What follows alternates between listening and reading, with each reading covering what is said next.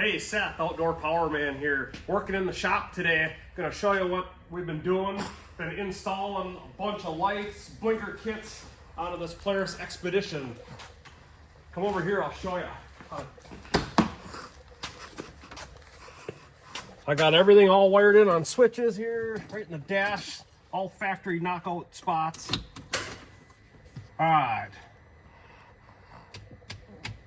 Turn all the stuff on, got a horn. Look at the WD blinker kit. All right, let's walk around. Got everything turned on. All right, got WD blinker kit comes with license plate light. Everything's factory into the blinkers. Check that out. This is the chaser bar up there from Bright Lights. All these LED lights are all from Bright Lights. Come around the front here.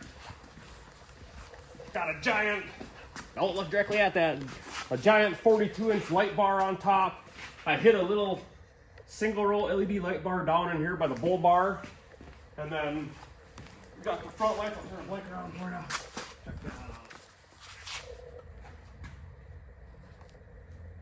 All right, that's what I've been working on in the shop. Light kit from Bright Lights, WD blinker kit on my buddy's Xpedition.